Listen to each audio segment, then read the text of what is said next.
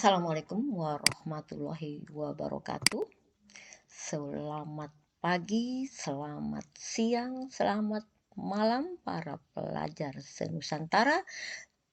Kita berjumpa kembali dalam pelajaran bahasa Indonesia, khususnya kaidah kebahasaan teks cerita sejarah. Kalau pada pertemuan sebelumnya kalian sudah mempelajari kaidah kebahasaan yang ditinjau dari segi diksi, kata tugas, kalimat, dan gaya bahasa, pada pertemuan yang kedua ini saya akan lebih memperjelas kaidah kebahasaan pada jenis kalimat. Nah, sebagaimana kalian ketahui bahwa tugas seorang penulis adalah menghidupkan cerita, ya, dengan menggunakan berbagai piranti bahasa. Satu di antaranya adalah kalimat. Nah, mungkin kalian bertanya, ada berapa kalimat yang digunakan di dalam sebuah teks? Nah, sebelum saya menjawabnya, perlu kalian ketahui bahwa jenis kalimat itu bisa ditinjau dari beberapa segi atau dari beberapa sudut pandang, seperti jumlah klausa atau jumlah peristiwa yang ada di dalamnya, kelengkapan unsurnya, langsung tidaknya pesan. Ditinjau dari peristiwa atau jumlah klausa, kalian mengenalnya ada kalimat tunggal dan kalimat majemuk, atau istilah lainnya adalah kalimat simpleks dan kalimat kompleks. Ditinjau dari kelengkapan unsur, ada kalimat lengkap dan ada kalimat tidak lengkap. Dan ditinjau dari langsung tidaknya pesan, terdapat kalimat langsung dan kalimat tidak langsung. Nah, keenam kalimat ini sudah kita bahas pada pertemuan sebelumnya. Kemudian kalimat juga bisa ditinjau dari jenis kata yang mengisi fungsi predikat.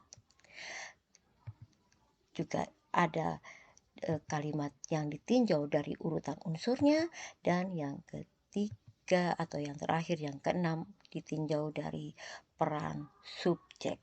Ditinjau dari jenis kata yang mengisi predikat, kalian mengenal kalimat verbal dan kalimat nominal. Nah, dikatakan kalimat verbal kalau predikatnya diisi oleh verba atau kata kerja. Dikatakan kalimat nominal kalau predikat yang mengisi kalimat itu diisi kata selain kata kerja. Ditinjau dari urutan unsur, terdapat kalimat versi dan kalimat inversi. Kalimat versi disebut juga dengan kalimat susun balik dan kalimat susun normal, dan kalimat inversi disebut dengan kalimat susun balik. Ditinjau dari peran subjek, dikenal kalimat aktif dan kalimat pasif. Nah, keenam kalimat ini akan kita bahas pada pertemuan kali ini, kecuali kalimat nominal, ya. Nah, kita mulai dengan kalimat verbal. Tadi dikatakan bahwa kalimat verbal adalah kalimat yang predikatnya diisi oleh kata kerja atau verba. Contohnya seperti apa? Nah, ini. Menunggu. Ya, kalimat yang pertama ini adalah kalimat verba karena predikat menunggu ini adalah kata kerja. Wirahandaka menyimak pembicaraan. Menyimak ini juga kata kerja sehingga dikatakan kalimat verbal. Nah, Wirobanar memandang Wirahandika ini juga kata kerja. Nah, ada berapa jenis verba yang mengisi unsur predikat? Ada berapa jenis kata kerja sebenarnya yang mengisi unsur predikat? Ada banyak. ada 6 macam, yaitu verba material, verba mental, verba perilaku, verba verbal, verba eksistensional, dan verba relasional. Akan tetapi pada pertemuan kali ini saya akan melihat atau membicarakan 3 saja dari ke-6 jenis verba ini. Mari kita amati bersama. Untuk membuat tokoh atau sesuatu di sekitarnya benar-benar hidup, bergerak, bertingkah laku sebagaimana yang dilakukan tokoh nyata, pengarang menggunakan kalimat verbal dengan verba material sebagai pengisi fungsi predikat. Nah, apa sebenarnya yang disebut dengan verba material ini? Verba material adalah verba yang menyatakan tingkah laku seseorang atau kalimat kata kerja yang menunjukkan aktivitas fisik seseorang. Nah, contohnya seperti apa? Ini, ya. Tadah tengah berbaring di dalam biliknya. Ya. Kabut yang amat pekat seolah menyergap wisma kediamannya. Seorang prajurit bergegas mendekat. Nah, yang manakah yang disebut dengan verba material ini? Ya. Nah, kita lihat bersama. Berbaring. Apakah kata ini menunjukkan aktivitas fisik? Iya, ya. Oleh karena itu kata berbaring tergolong ke dalam verba material. Ya, kita cari lagi verba yang mana yang menunjukkan aktivitas fisik. Bangkit. Betul. Berdiri? Iya. Juga termasuk verba material karena menunjukkan aktivitas fisik. Menyergap. Bergegas dan mendekat. Ya. Jadi sekali lagi, berbaring, bangkit, berdiri, menyergap, bergegas, mendekat menunjukkan aktivitas fisik sehingga disebut dengan verba material. Ya. Sekarang coba kita amati bersama kutipan paragraf berikut. Apabila malam tiba, apabila langit tampak jernih, mereka seringkali memperhatikan bintang-bintang di langit. Kedudukan bintang yang juga disebut kartika bagi mereka memiliki makna. Itulah sebabnya kemunculan bintang kemukus dengan ekor yang memanjang dan terlihat benderang memberi kecemasan di hati Ki Wongso Banar dan di Porumi. Apalagi kini muncul keganjilan. Kabut tebal membungkus kota raja. Betapa berdebar isi dada orang tua itu. Kalimat verbal juga digunakan penulis untuk mendeskripsikan persepsi tokoh terhadap lingkungan. Nah, coba. Ya. Terdapat kalimat verbal kah dalam kutipan ini? Kita lihat. Ya. Memperhatikan verba, kalimat verbal. Kemudian memiliki. Disebut. Verba juga. Memanjang, membungkus, ya, berdebar. Nah, jadi dalam kalimat ini terdapat 6 kalimat verbal. Nah, sekarang ya, selain verba material, adakah digunakan kalimat verbal dengan pengisi berupa verba mental? Verba mental itu adalah verbal yang mengekspresikan sikap atau respon seseorang terhadap suatu tindakan. Kita lihat di sini. Ya. Jadi sekali lagi, verba mental sering digunakan penulis untuk mendeskripsikan persepsi atau tanggapan tokoh terhadap sesuatu, seseorang, atau lingkungan. Dengan kata lain, verba mental mengekspresikan sikap atau respon seseorang terhadap sesuatu. Nah, kita amati kalimat ini.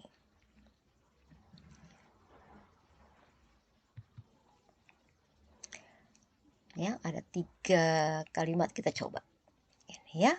Nah, kata-kata yang manakah dari 3 kalimat verbal ini yang tergolong ke dalam verba mental atau verba yang mengekspresikan sikap seseorang? Kita lihat tampak. Ya, ini dia. Ya, ekspresi, memperhatikan, apalagi memanjang, terlihat, dan berdebar.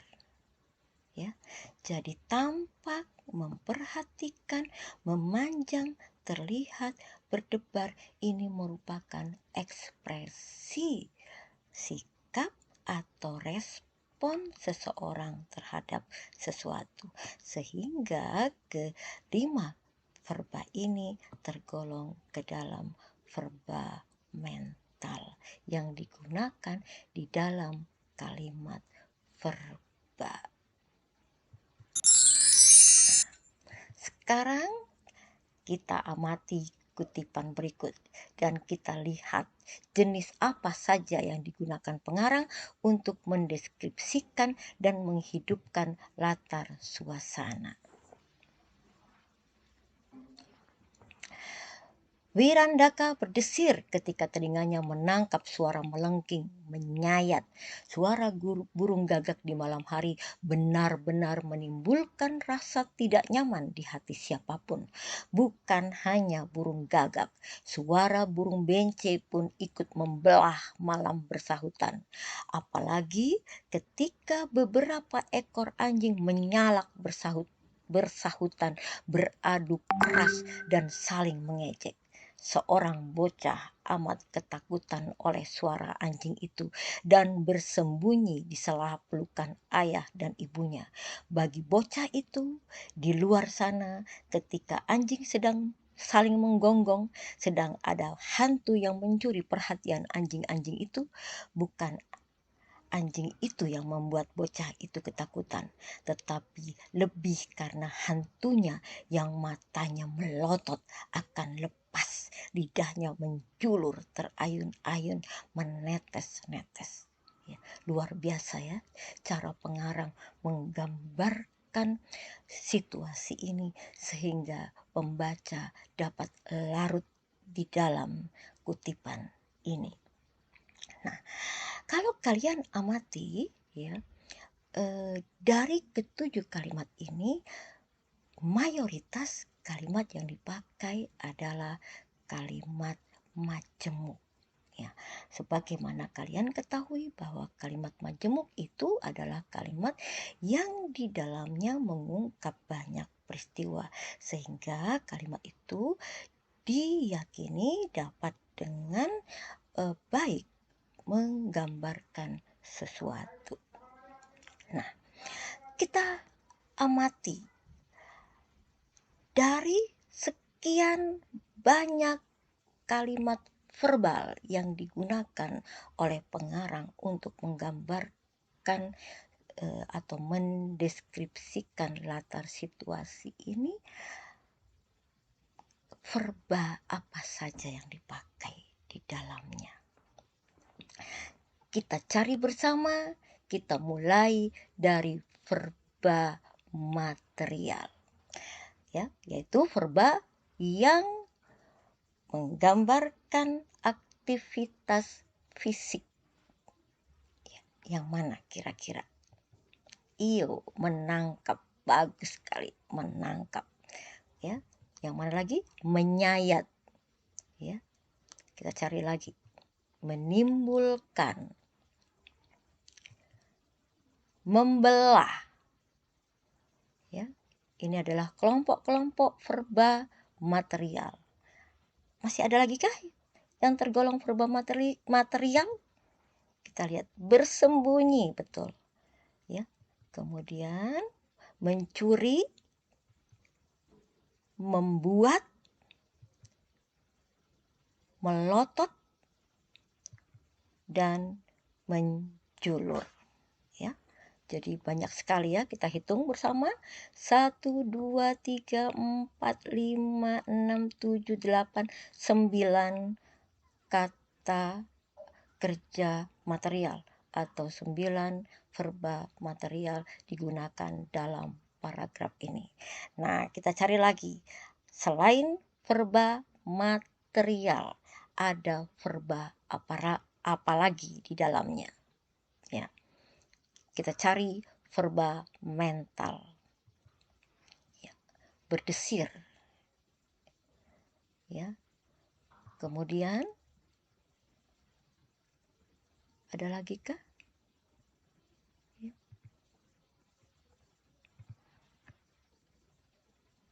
Terayun-ayun, ya, menetes, netes. Ini tergolong ke dalam verba mental. Nah, kita sudah menemukan 2 jenis verbal di sini. Nah, coba kita cari lagi. Ada lagi kah yang digunakan penulis untuk menggambarkan atau untuk menghidupkan latar ini? Kita cari bersama, adakah verba perilaku? Nah, sebelumnya saya akan jelaskan terlebih dahulu. Verba perilaku itu adalah verba yang menunjukkan tingkah laku seseorang.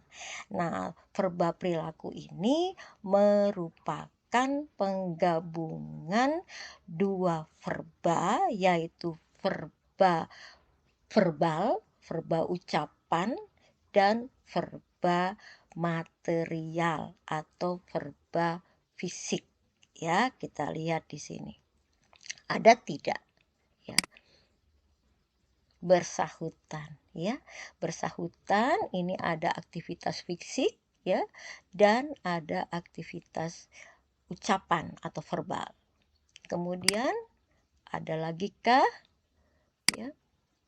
Mengejek, ya. Mengejek ini juga perilaku karena di dalamnya ada gabungan antara verba ucapan atau verba verbal dengan verba material. Jadi sekali lagi di dalam paragraf ini kita menemukan 3 jenis verba sebagai pengisi fungsi predikat pada 7 kalimat verba di dalamnya, yaitu verba material, verba mental, dan verba perilaku. Nah, pada bagian yang ini saya akan membahas kalimat versi dan kalimat inversi. Kalimat versi disebut juga dengan kalimat susun normal, yaitu kalimat yang unsur subjeknya berada di kiri unsur predikat. Nah, untuk mengetahui unsur subjek dan predikat, nanti saya akan cantumkan tautan video pembelajaran tentang klausa dan kalimat, ya. Kita lihat di sini predikatnya adalah berdesir. Subjek Wirandaka dapat di sebelah kiri predikat. ya. Telinga subjek berada di sebelah kiri predikat menangkap dan suara berada di sebelah kiri predikat melengking. Ya, karena kalimat ini adalah kalimat majemuk, ya, atau kalimat kompleks. Kalimat inversi disebut juga dengan kalimat susun balik, yaitu kalimat yang unsur predikatnya berada di kiri unsur subjek. Ya, sekali lagi, kalau kalimat versi subjeknya di kiri predikat, sedangkan kalimat inversi predikatnya di kiri subjek. Nah, ini ya, predikat terdengar berada di sebelah kiri subjek suara burung, ya. Dipukul predikat berada di sebelah kiri kepala anak subjek. Nah, pembahasan berikutnya berkaitan dengan kalimat pasif dan kalimat aktif. Kalimat aktif adalah kalimat yang subjeknya berperan sebagai pelaku, ya. Tadah berbaring di dalam biliknya segera bangkit. Yang bangkit siapa? Subjek, ya. Sedangkan kalimat pasif adalah kalimat yang subjeknya tidak berperan sebagai pelaku, ya. Anak itu dipukul, anak itu subjek, bukan pelaku. Ditarik, model kalimat pasif ada beberapa, yaitu ditariknya tangan anak itu dan ku mau tak seorang kan merayu. Jadi ada 3 cara seseorang menuliskan kalimat pasif.